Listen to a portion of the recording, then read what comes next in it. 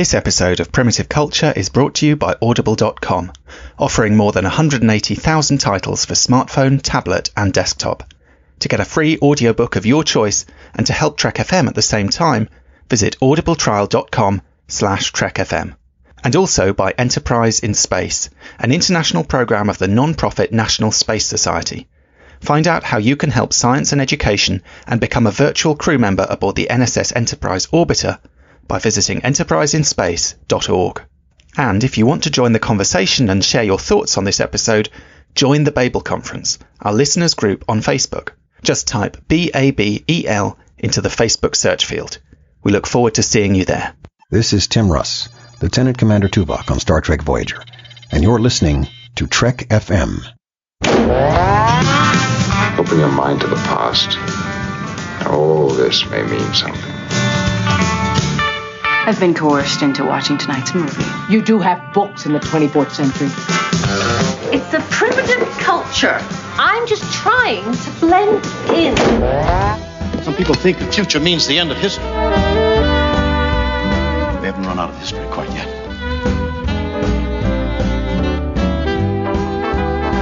Hello and welcome to Primitive Culture, a Trek.fm podcast about our history, our culture and how Star Trek relates to it. I'm Duncan Barrett and today I'm joined by a very special guest. As Star Trek fans, we know him primarily as an actor, but he's also directed 4 episodes of Voyager and 4 of Enterprise. And these days he's a prolific and sought-after TV director, having worked on everything from Dawson's Creek to the Orville, and his latest show Turner and Hooch is about to debut on Disney. It is, of course, Robert Duncan McNeill. Hey, how are you? I'm good. How are you? Good, very good. Glad to be here. I'm very excited to talk to you.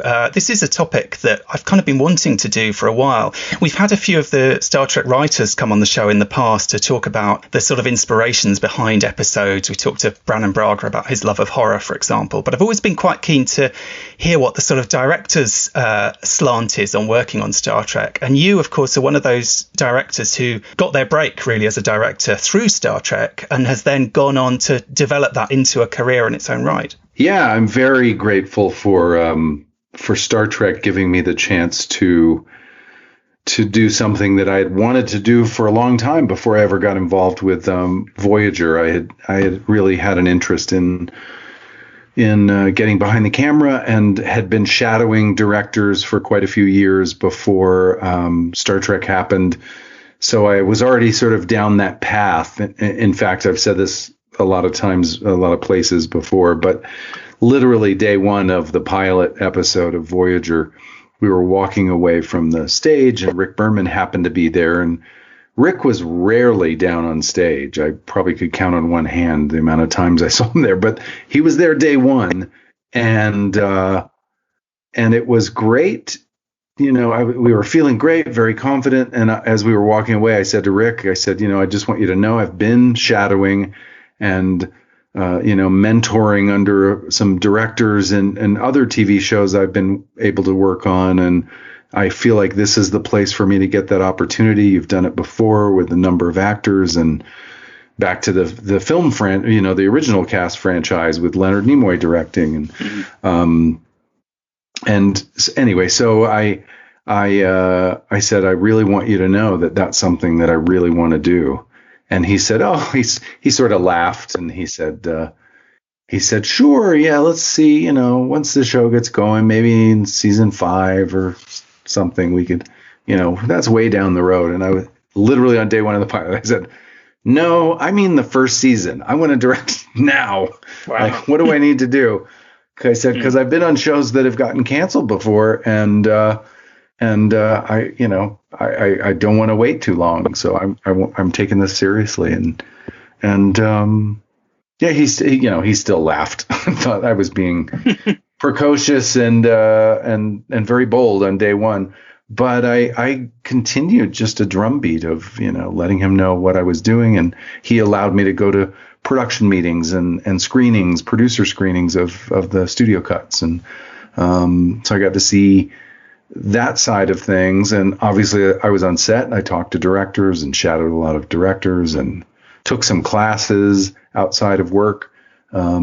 I took some classes at AFI, the American Film Institute. I took classes and workshops through a thing called IFP West, which was a independent feature project, a great organization back in the 90s that was really active in independent film and emerging filmmakers. And anyway, did a lot of that stuff. So by late season 2, when Jonathan Frakes fell out of an episode, Rick called me on a Saturday and said, we had somebody fall out, and if you're ready, you're up next week. So yeah, that's how it happened. So Jonathan Frakes must have paved the way for you in a couple of ways then, because, I guess Rick Berman must have been used to actors coming and bending his ear about this particular desire, because he'd had it before from Frakes. He'd had quite a few of them on Next Gen had directed. Levar Burton had directed, Patrick Stewart had directed. I can't remember if Michael Dorn had yet, but he certainly did later on DS9. So it seems like Star Trek was a very open environment for actors to make that kind of transition, or at least to try their hand at that. I'm interested that you said you'd already been shadowing on other shows. Was this something that was quite common in Hollywood at the time then? And indeed, is it now? Is it less common now? I sort of feel I haven't heard of it more recently. Well, it was, I don't know how common it was, because there weren't a lot of actors that I knew shadowing and trailing directors. I didn't know a lot of them, but I did know actors who were, it was not uncommon for an actor to say, hey, I'd love to get a shot at this someday if we were on a TV series or something. My fellow cast on other shows I'd done had interest in that, but I wouldn't say it's common. I'd say it's a low percentage of actors that really want to follow through and show up and, go to work when you're not filming and go out on scouts when you don't have to. And, but I really found it fascinating. And, yeah.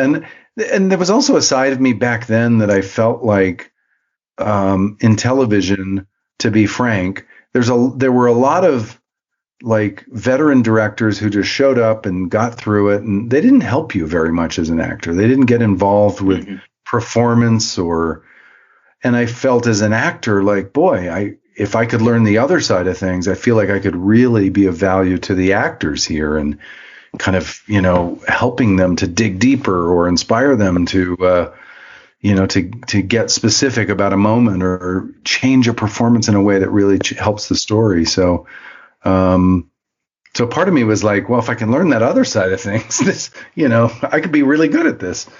And, yeah, so and there's a practical side of things too, where I saw directors seem to have these long careers that didn't have these peaks and valleys the way that all of my actor friends were experiencing. And at that time, I had gotten married very young. I'd started having kids at that time when I was quite young, and felt a long road ahead of me that I wanted some stability for, being the breadwinner of a family. And so directing seemed like a smart, not just creatively exciting, but a smart move too. They always say as an actor to kind of have other irons in the fire, don't they? That's sort of what I'm curious. Is it? I think for some of the Trek actors, it seems like maybe it was something they just wanted to have a go at, or to try their hand at, or maybe they were planning more, but they didn't take to it. But I think it's quite interesting. It sounds like you were looking at it very much as a kind of career move, as a sort of not just another string to your bow, but as a kind of parallel career to develop, so that you had, more than one option. Yeah, at the time, I really thought if I could get anything going, if I could get some opportunities with this directing thing, that it would supplement my income. That I didn't imagine that I would stop acting. That just because I had been doing that for so long, I couldn't see myself in doing anything else. But I thought if I could add the directing to it, then at times when, the acting wasn't keeping me busy, that I could hopefully get a job or two, here and there and supplement. So between the two things, I might be able to, have some stability. And when I finished Voyager in 2001, when we finished filming, I did a few acting jobs, but I sort of pretty quickly thought, I realized that I didn't want to go in these audition rooms. You used to go in a room, not anymore, especially with COVID. Actors never come in. It's all on tape or Zoom auditions. But at the time, you would go in the room for an audition, and you would meet the writers, the showrunners, the producers, maybe even studio people or network people may be there. And I didn't want to confuse them that I wasn't a serious director, that I wasn't. So I thought, you know what? I've been acting 7 years. When Voyager finished, I thought I've been acting for 7 years. Let me give myself 1 year. I did a couple of jobs, but then I was like, let me just take a year off of that stuff and really focus on this directing. And that way I'll meet people as a director, and I won't meet them in a room as an actor and then try to have a directing conversation, and confuse them in some way. So let me just give it 1 year. I'm going to focus on directing. And that was the year after Voyager finished. And and it was interesting because I think Roxanne Dawson did the same thing. She and I both sort of thought, hey, if we're going to be taken seriously, we've got to put the acting aside for a beat. I think both of us thought it was just going to be a beat, a moment, and get some directing traction, and then we'll go back to balancing both of these things. And Roxanne and myself, neither one of us have ever gone back to acting. She's got a wonderful directing career. I'm very grateful for my directing career. Has just kept me very busy since Voyager finished. So yeah, that's how that final piece of the transition sort of happened. I'm curious, when you talked about, shadowing these different directors, so you'd been shadowing some on previous shows, then obviously, presumably you were shadowing some working on Voyager. I mean, I'm kind of interested, how is directing Star Trek different to directing on a sort of, a contemporary show or whatever? It seems to me there must be a lot of kind of technical stuff that is very specific. There's a lot of stuff to do with prosthetics and these sort of, performance things. I mean, did you find it was a sort of quite unique kind of learning curve in a way, learning on a Star Trek show as opposed to, I don't know, a medical drama or whatever it might be? Well, I will say what's different about Star Trek, or at least the generation of Star Trek that I was most involved with, I had been a guest star on Next Gen, regular on Voyager, directing on Enterprise. So over those years, Rick Berman was running that franchise, and the way that Rick Berman made it different than other TV shows is he had a very traditional sensibility in terms of the way that filmmaking should be. For example, if you look back at old Hollywood movies, it was very rare, almost never did the camera, was the camera moving in a shot, so a crane shot, and in the middle of that crane shot, you cut to a close-up that's not moving.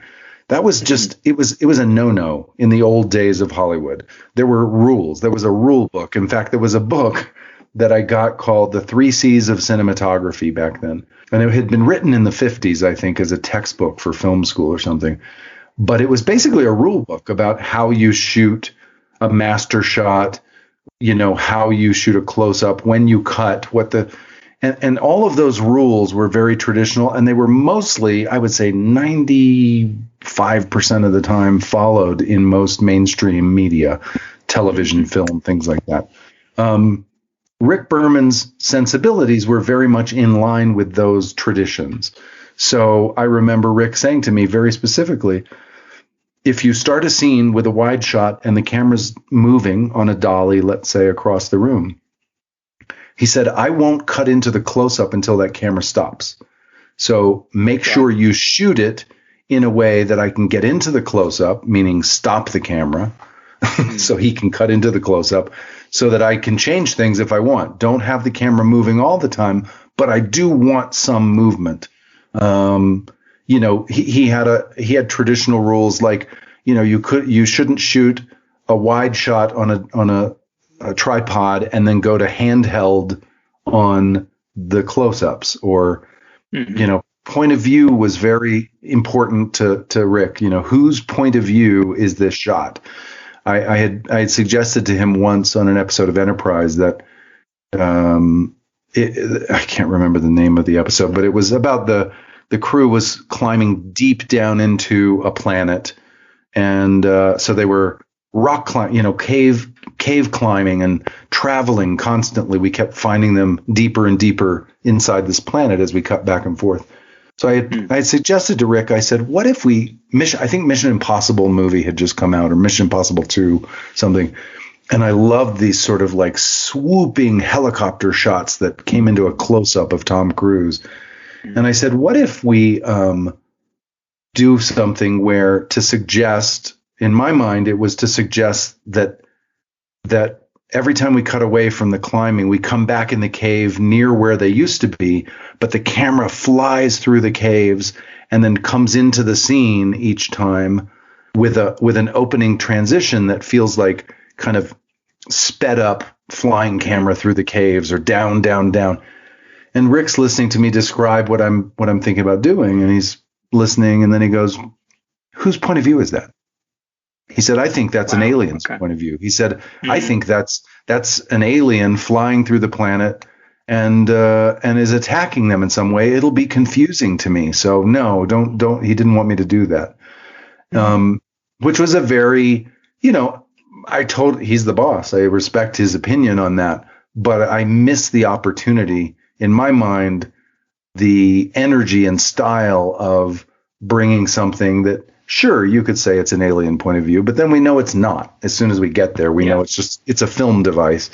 But Rick was not, he was very conservative in terms of his rules of filmmaking. So to answer your original question, that's my long-winded way of saying. So if anything, Star Trek was more old-fashioned than... Ironically, yes. Ironically, yes, it was. Right. I did notice in that Enterprise episode, though, there's a scene early on where it's very obviously got a sort of handheld camera, and so the camera's moving around. And I was quite struck by that watching it. And I was thinking, I feel like that's not something that you see even in Star Trek all that much. Do you know what I mean? For a kind of meeting room scene, that it's kind of moving around a lot, and you're kind of aware of that. And I was thinking, I wonder if I sort of feel like we wouldn't have seen that in Next Gen, or probably even in Voyager, I think Rick was very old-fashioned, yes. Traditional. I would say it's traditional. He really knew. I think he knew some of the rules. He was aware and very educated and smart about how films were made, and had been made for years, and wanted. I think he was concerned that too much, like trendy style, whatever the trends were, that it would somehow date the franchise in a way that later on, if people looked back, they would be like, oh, that's an old filmmaking style from the 90s, or that's an old, Yeah. And I think he's right. There's some things I look at now, even other things that I did, shows that I directed on, where I used some kind of quirky tools. There was a lens called the mesmerizer, where the lens would roll around and it would sort of stretch and bend the sides. And we used that some on Star Trek, but I feel like no one uses that tool now. It just feels cheesy and old-fashioned and dated. But I know we did it in Star Trek a couple of times. Not just me. Other directors had used those lenses. And so I think Rick's instincts were probably smart. Is let's not date this in a way that when people look at it, they feel like it's not relevant to them anytime they ever watch it. So the safest way to do that is keep it traditional. It's interesting. I'm curious thinking about that, how some of the current Star Trek shows will look, 20 years in the future. Because I know when Discovery season 1 came out, a lot of people were complaining about the kind of swirling camera moves and saying they were feeling disoriented. With Picard, there was some quite sort of clever editing that was where you'd have kind of two scenes cutting back and forth, but sort of out of sequence, and kind of tricks like that seemed that slightly drew attention to themselves, if you know what I mean. They were quite stylish, but yes. And I know some people loved them, and other people kind of felt like, oh no, this is not what we're used to. Those of like me, I guess, people who grew up on kind of 90s Star Trek, and maybe we did grow up with that quite sort of conventional approach in some ways. So I don't know, it'll be interesting. We'll find out, I guess, in decades to come, whether Rick was right or whether yes, being sort of overly cautious there. Yeah. But I'm interested. So when you were shadowing other directors working on Voyager, did you feel that the different directors who came to the show were able to kind of put their own stamp on it, or was it very much that everyone was kind of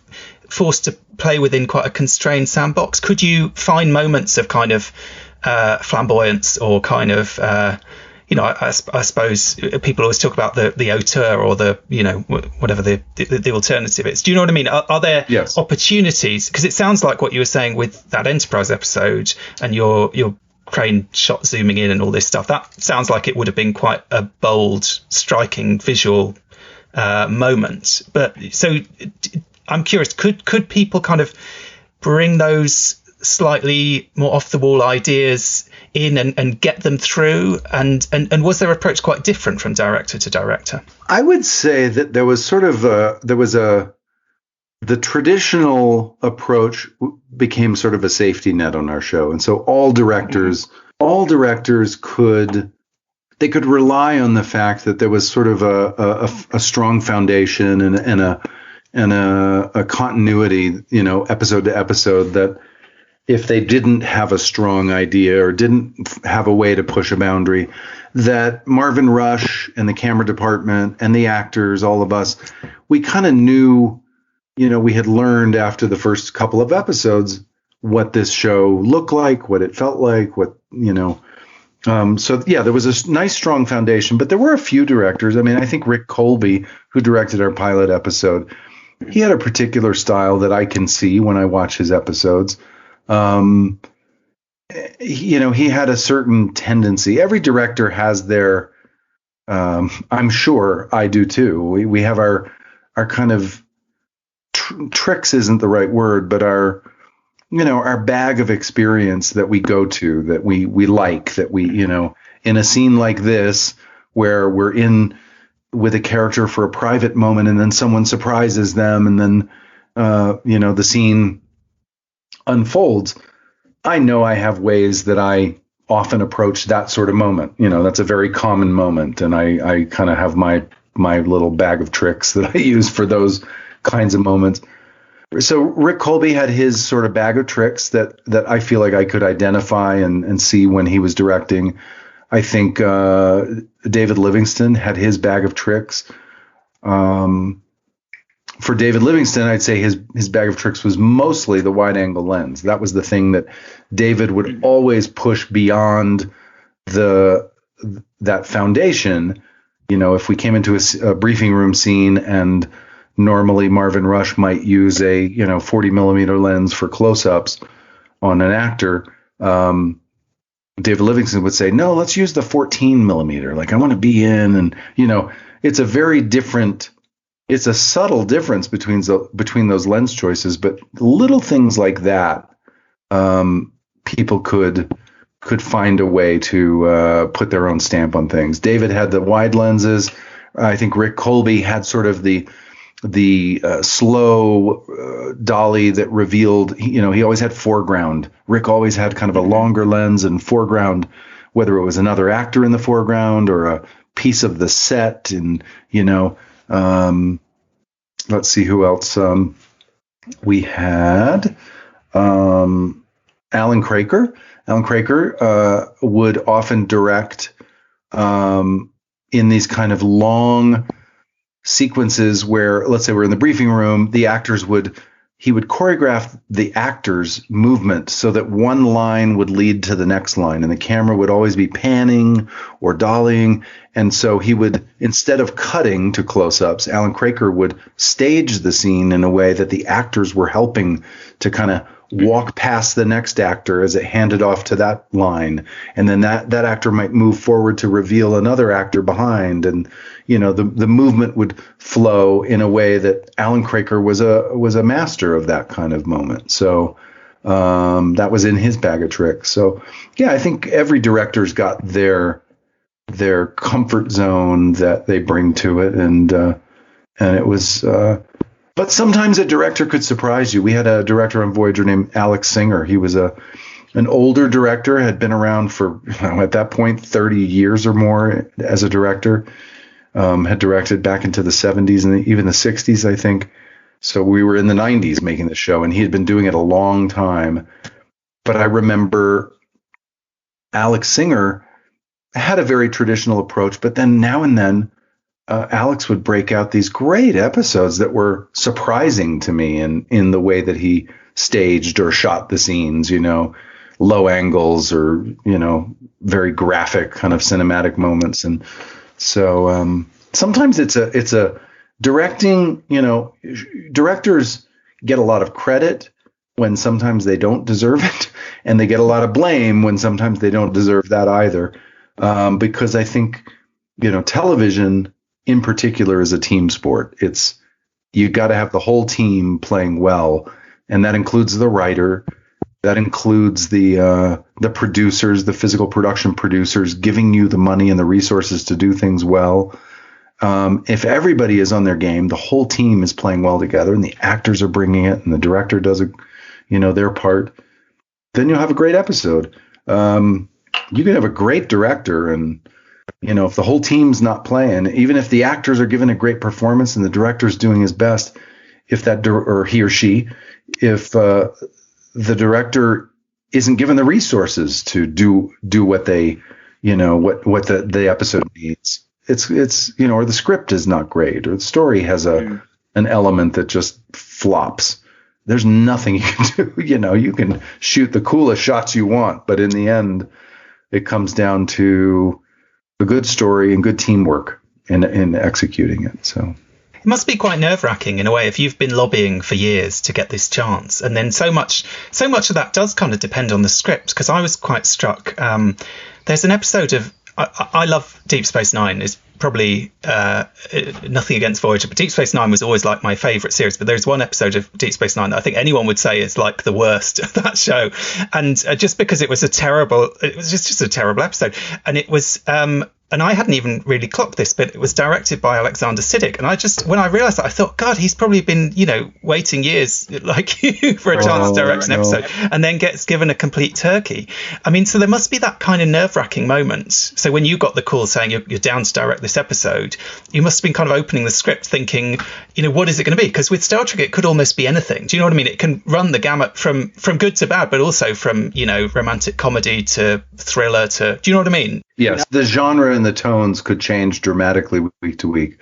Within the Star Trek universe, you could tell you could have a comedy one week, you could have a romance the next, you could have a thriller or a horror film the next.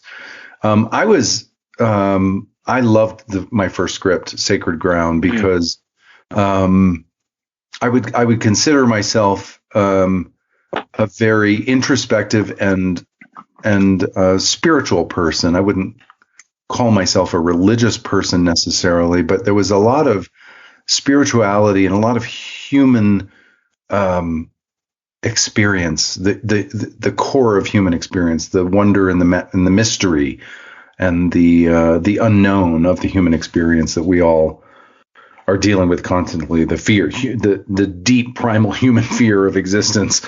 That was a big part of that episode. And so it was for me, and it was a big Kate episode, and Kate and I got along great. So I was thrilled with my first script, and it was nerve-wracking, and I don't think I slept for weeks, and I was exhausted, physically and mentally exhausted at the end.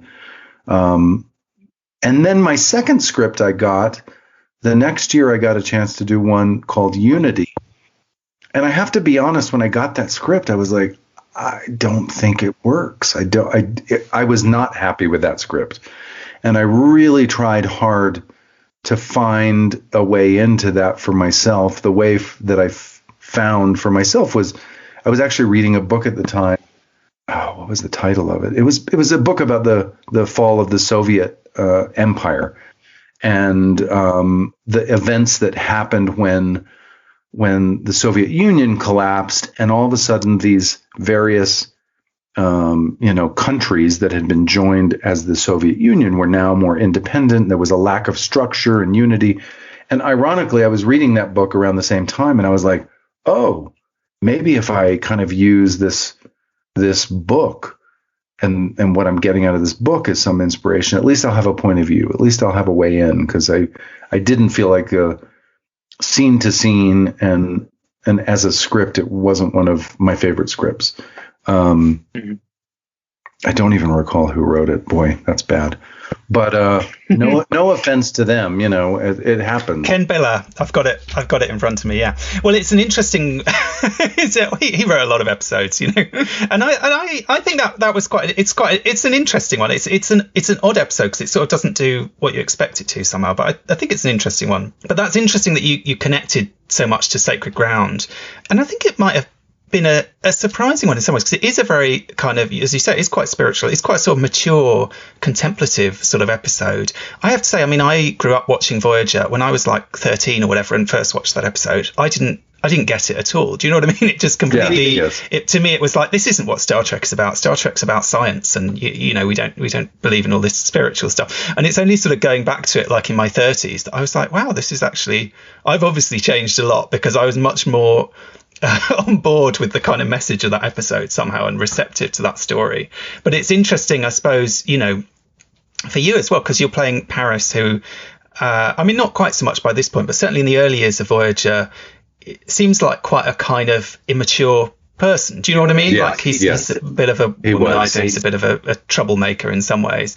And then you get this script which seems very, like I say, much more mature, much more kind of contemplative. And the way that you directed it as well, I think the kind of pacing is quite sort of deliberate. It feels, it's unusual for a Star Trek story, but it comes off very well, I think. Yeah, I think Kate was very excited about it because she loved the ideas of it and the opportunity she had to play some of the vision quest of it all, and the frustration with the people, the three people waiting, those character actors, amazing character actors that we got for that episode. They felt like they could have been in a Beckett play or something almost. Yes, exactly. It's like a Waiting for Godot moment or something. I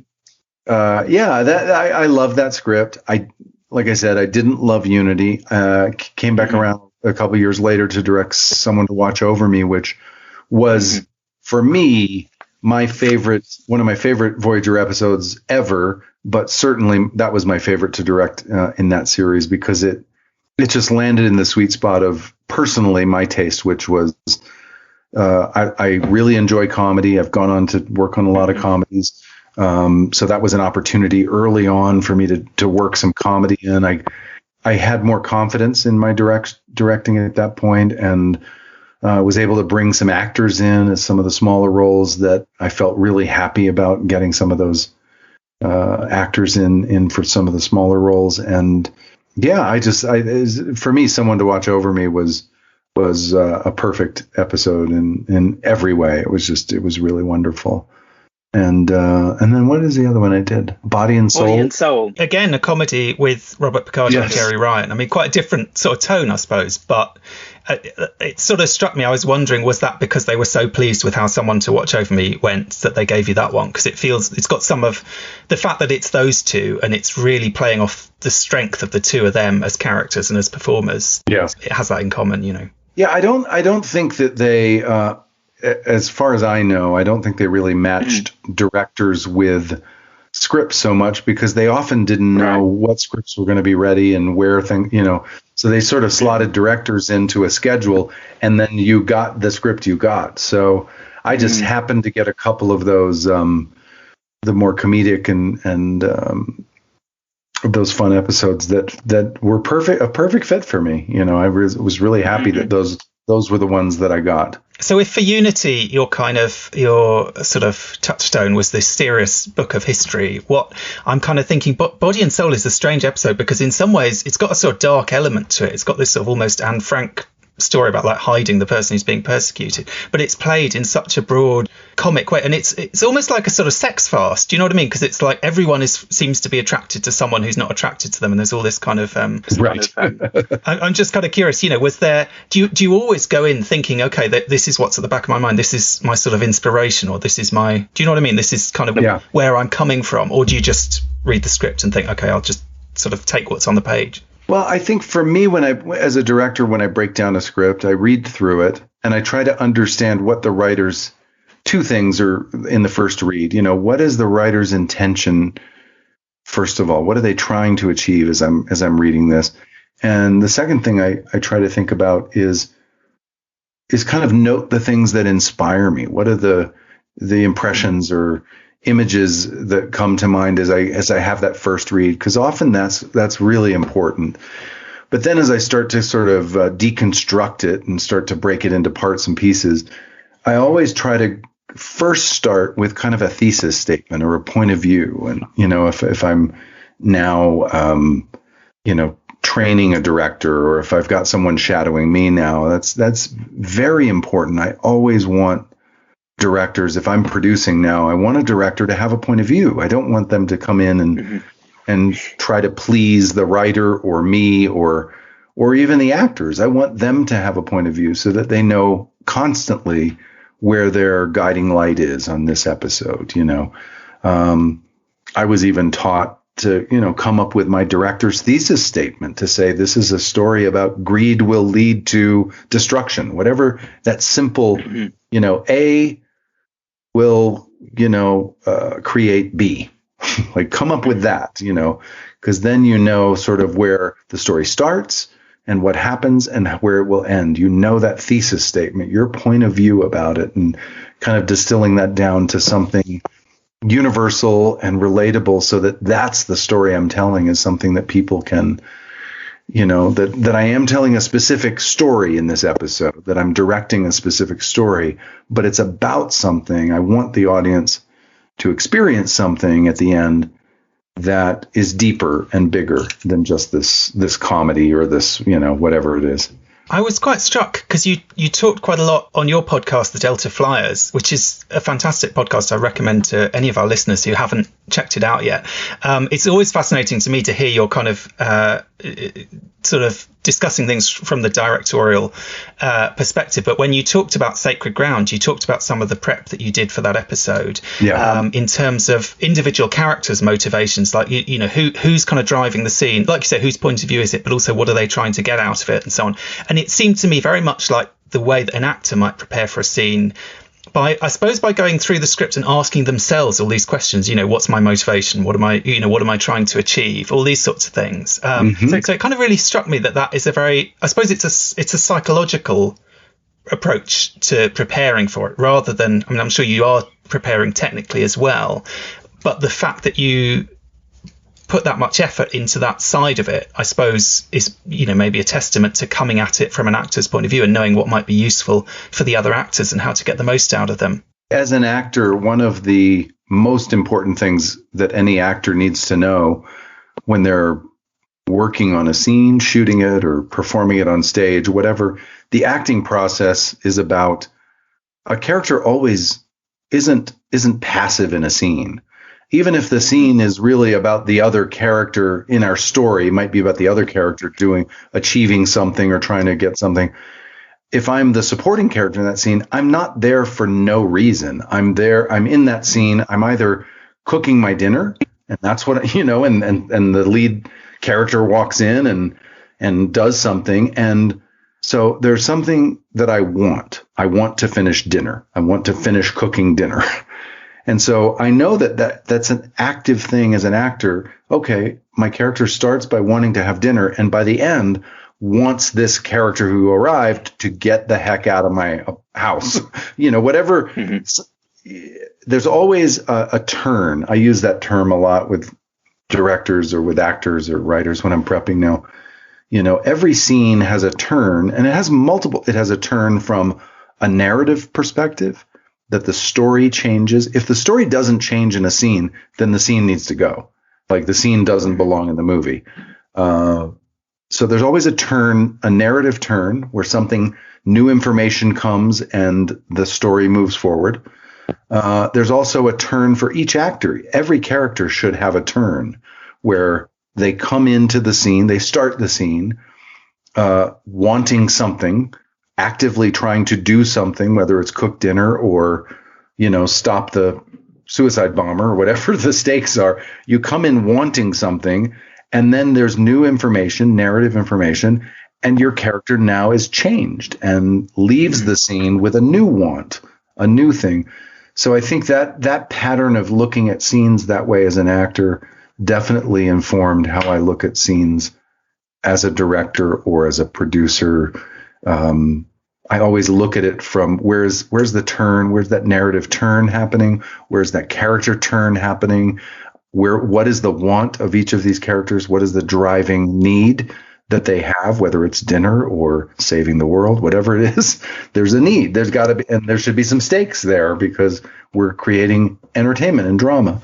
Or comedy, whatever. There can be comedic stakes as well, but having a scene where nothing changes and no one is changed is not a very interesting scene to work on as a director or an actor, and it's definitely not fun to watch as an audience. You want to see things happening to people and characters, things happening to your story. So yeah. Anyway, I'm kind of curious. I mean, hearing a bit about your prep process, you must have been conscious with other directors coming on and even other directors from within the cast. You mentioned Roxanne Dawson was kind of on the same path you were on. I know Robert Picardo and Tim Russ later on were involved in directing. I mean, did different directors bring very different sets of what was in their kind of their bag of tricks in a way, in terms of the preparation they'd done and the questions that they'd asked and the kind of what's in their sort of toolkit must vary a lot from person to person. Yes, it does. I think yes, all of those people you mentioned had different approaches as actors to the way that they worked. When I was acting, one of the other things that was very important to me was to try to have some specific ideas about lines, how a line should deliver a joke or a information, or but also be open to the unexpected, to be spontaneous. As an actor, I want as an actor to be as spontaneous and reactive as I can to the things that I don't expect, what the other actor brings. So I do that. I try to do that as a director now. I have a plan. I have my homework I've done. But if I get out there and rehearse the scene and maybe the actor decides to do something I didn't expect, instead of going, no, that's not in my plan, I try to go, oh, wow, how can I incorporate that and add to what I've planned so the scene gets even better? It has my ideas and the actor's ideas, and the prop guy had a funny idea about the prop, Sure. I think all of these ideas can be that I can be open to things that I don't plan or expect. I would say that sometimes, and I don't mean Roxanne or Tim or Bob because we were talking about them, I'm not pointing a finger at them, but sometimes what can happen is a director can come in and say, here's my plan. And, you're not supposed to stand over there. You need to stand over here, and you need to look this way. And, and all of a sudden, there's not the flexibility and the value of other perspectives, and so I really don't like it when I'm producing these days and I'll see a director maybe who comes in and, is trying to force the cast or force the camera into some shot they have in their head instead of looking at what's really happening.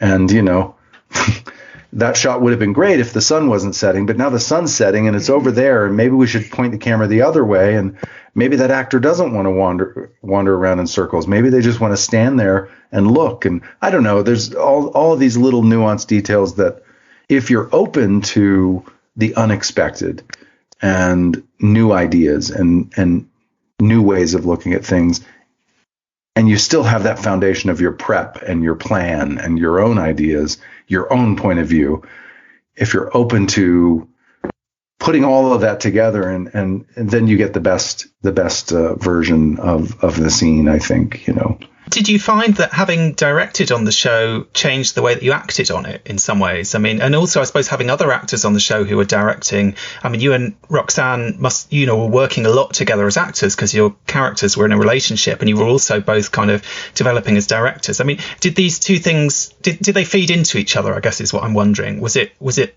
going both ways to some extent? I think so. It's funny, Roxanne and I didn't talk about directing a lot. Honestly, I mean, we did some. It wasn't that we never talked about it, but it's not like we, constantly were talking about all the technical aspects or, judging, how directors were doing or constantly sharing our thoughts and our feedback with each other. But we did talk about it some. I think probably on some level, I think for me, directing built my confidence in being there and kind of relaxing a bit into, a sense of belonging or, ownership of the connection to the material, even just the series as a whole. So, I do think that it definitely changed the way that I felt, as an actor on the show. And it also informed how I responded to our guest directors. When I was an actor, I think before that I was, sometimes very skeptical, a little, maybe even a little more resistant. I definitely had a lot more sympathy for, the predicaments of directors when they're running out of time or, the shot's not working in some way. I was much more sympathetic to those people in that position. Or if they were given a not great script and they were struggling to try to make it better, I was much more sympathetic to, I get, how hard this must be for you. How can I help? So then you mentioned after Voyager ended, you directed 4 episodes of Enterprise. I'm wondering, did it feel like very much the same experience as working on Voyager, or did it feel, I know the episodes were slightly shorter. I don't know whether that affected kind of the pacing or anything. What was it like sort of going into a new Star Trek cast who you're not a member of the cast in that instance. You are sort of someone coming from outside, albeit a kind of extended family member in a way. That must have been quite a different experience in some ways. Yeah, it was very different because on Voyager, I was there for every episode all year long. When I directed on Enterprise, I think I did one a year, probably, one episode. So I certainly was not up to speed with, the temperament of the cast at any given time of year. I'd kind of step into wherever they were as a group. And I did feel like an extended family member, but, it was a short visit as the extended family member. I wasn't there. I wasn't doing multiple episodes I think it was, it was a good experience to direct on Enterprise. I love Scott Bakula. I've worked with him on 4 or 5 different shows over the years. He's amazing. And the rest of the cast was awesome. I thought they were all really good. It was the same crew that we had on Voyager. So definitely with the crew and the ADs and that behind the scenes group of people, it always felt like a wonderful homecoming to go back each season and do an episode with those guys. It was nice to know there was this home to go to once a year, because the other episodes I was directing outside of Enterprise at that time were some of my early episodes of, Dawson's Creek or the show Summerland I was working on, or the OC, or I can't remember what else I was doing back then. Everwood, that first season. A lot of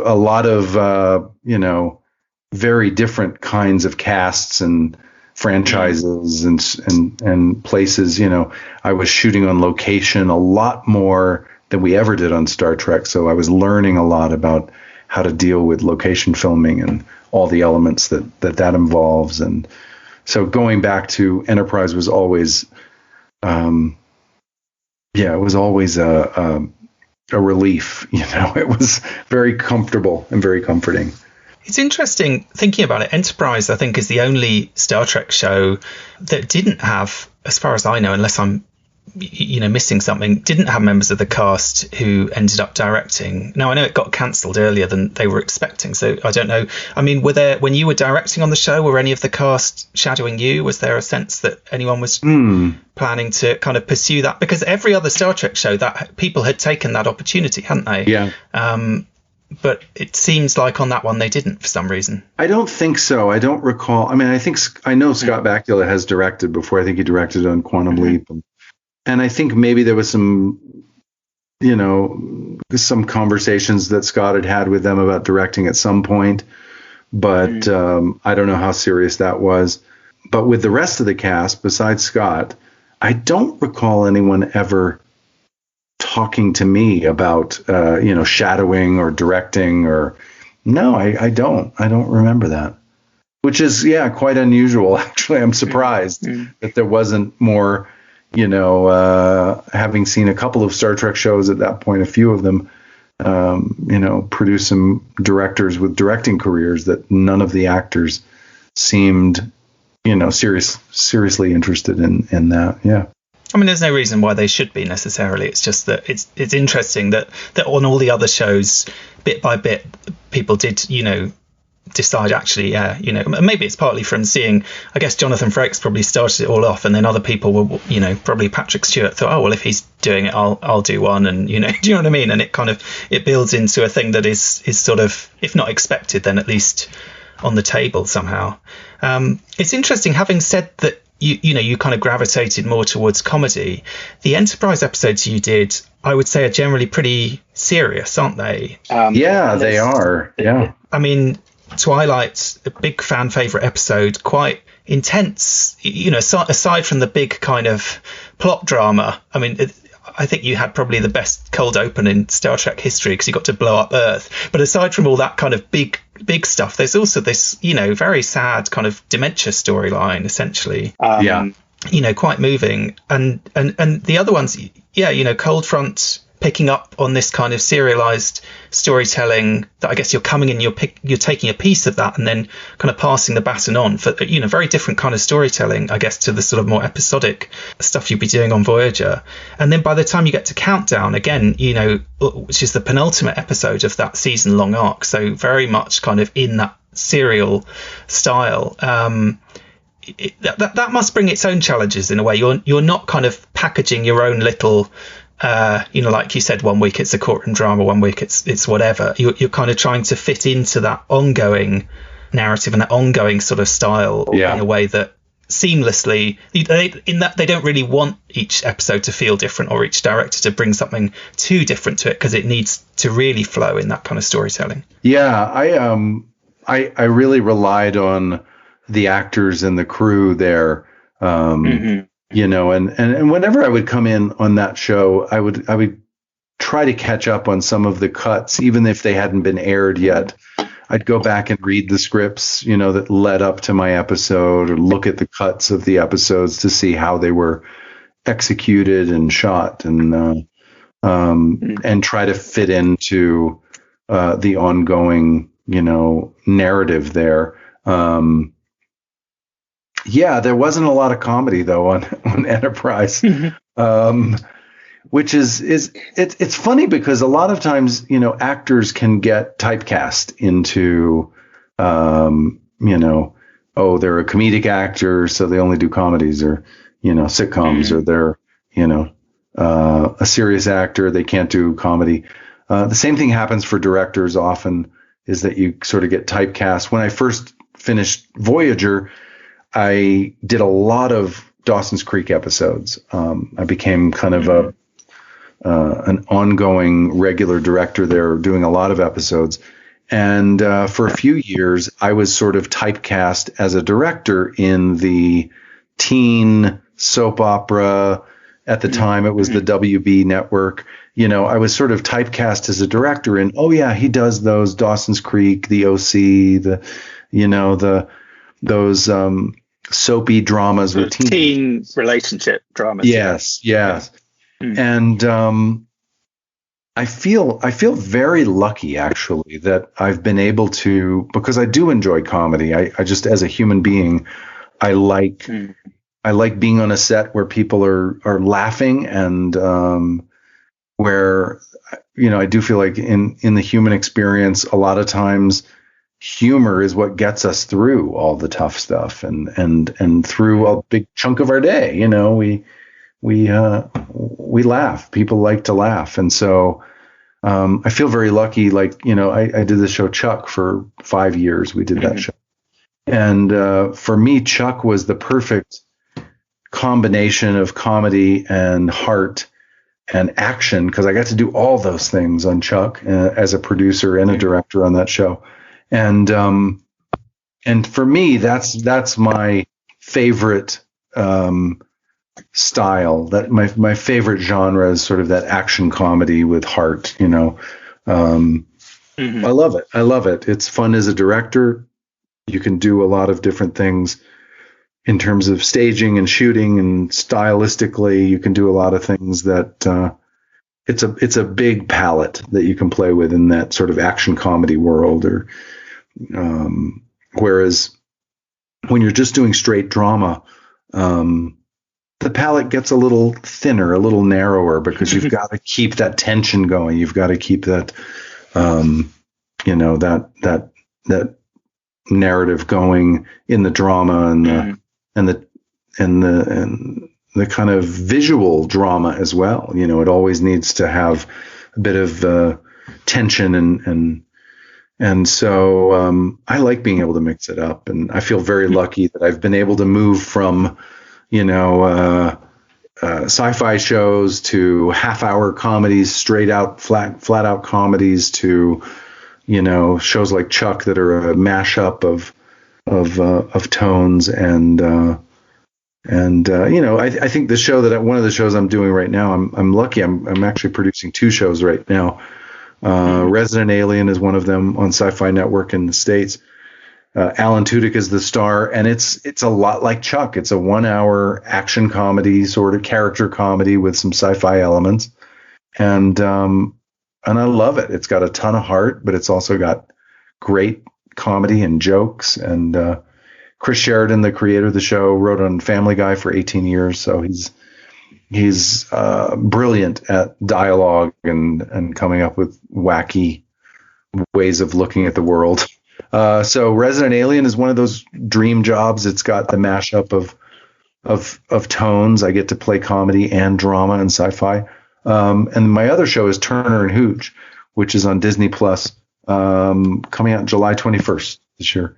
Turner and Hooch has a ton of comedy. Josh Peck, our lead actor, is amazing, incredibly talented, and the whole cast is really good. So we get to do a lot of procedural action, chase the bad guy stuff, but mixing it up with comedy and dogs, moments with a dog. With a dog, I was going to say, yeah. I guess at least on Enterprise, you got a little bit of practice working with a dog, but working with a dog in every episode must bring a lot of challenges too. It definitely does bring a lot of challenges, but it's fun and exciting because you never know what the dog's going to do, and you got to be flexible and sometimes you get really lucky. But yeah, the tone of both the shows I'm working on these days are a perfect fit for me, because I really enjoy that. I don't think I would want to be on a straight drama right now, that's just all a courtroom drama, or some straight, even a sci-fi drama that's just all, that doesn't have a sense of humor. That's one great thing about Trek is there's always been a bit of a light sense of humor. I think Discovery does it well. I think Picard does it well. I think we did it well with, the Doctor and Neelix and Tuvok even making jokes now and then, and Paris trying to make jokes when he could. There's always been a bit of a touch of humor and comedy in Star Trek that I always love. Well, even going back to the original series, that was such a key part of it, wasn't it? Kirk, Spock and McCoy, and that kind of antagonistic sort of bickering almost aspect of it. I think the comedy coming out of the characters. What about, I know you've directed a few episodes of the Orville, which obviously is kind of basically marrying 90s Star Trek with comedy in a sense. What about the new Star Trek series? Because obviously Jonathan Frakes has been doing quite a lot of directing on a few of them. It seems like they're announcing new ones all the time. They're constantly producing them. I mean, if you got the call, is that something you'd be interested in doing, going back into the Star Trek fold? Oh yeah, I would love to get involved. When Discovery was first coming together, I know there was some conversations about me directing on that show early on, but I tend to spend most of my time producing now. And when I'm producing, I'm on a show kind of full time. And I wasn't available when they were figuring out their first round of directors. And ever since then, I just haven't, the stars haven't aligned. I did talk to Terry Matalas about Picard season 2, and he and I've had a few conversations recently, and kind of reconnected, which has been great. And Terry had talked about bringing me over there as a director or as an actor, bringing Tom Paris. It's really been about schedule. So I'd love to do Picard. I loved that first season, and they asked me to do an episode of Picard the first season, but as an actor to play Tom Paris. Really? Yeah, I wasn't available. Oh, what a shame. That was going to be my next question would you, because obviously, we have seen, Kate Mulgrew is coming back in animated form. We've had Jerry Ryan, obviously, in Picard, and, obviously Patrick Stewart and Jonathan Frakes, Marina Sirtis and so on, and Brent Spiner in that show. I mean, it does seem like this is the time for Star Trek to kind of call the extended family back in a way, if you know what I mean. And yeah, we could have had Captain Tom Paris saving the day on one of those shows. Yeah, they talked to me the first season about just it wasn't a big sequence of scenes or whatever. It was a couple scenes with Patrick. I think it was just like view screen stuff, or maybe some, in his office or something. It wasn't a lot. They were trying to work it out so that it wasn't a lot, so the schedule might work, but it didn't pan out. So, and Terry's brought that up as well on Picard season 2, that they've been trying to figure that out. But I just finished Turner and Hooch. We wrapped up just recently, and I'm right back into Resident Alien. So probably won't happen anytime soon. I don't think so. I'd love it. And if we get Tom, surely we've got to get B'Elanna as well. I mean, we want to, know that the two of them are still together and living happily ever after, right? Absolutely.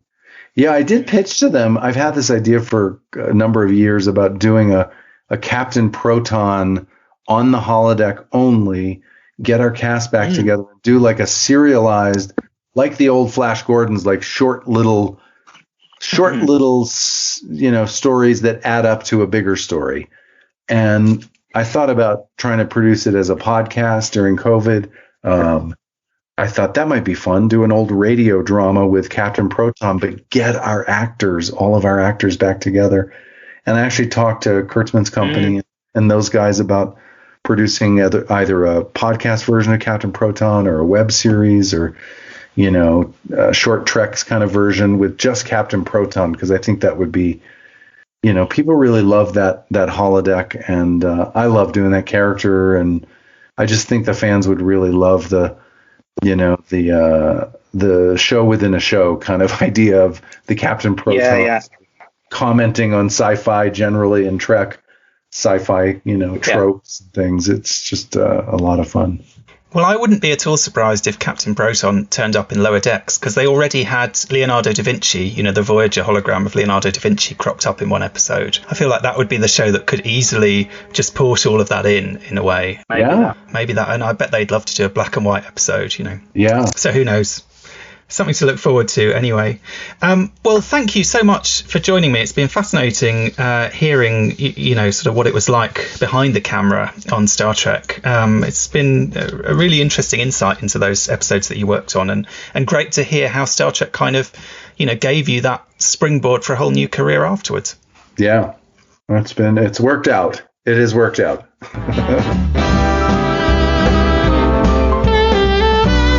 You're blended all right.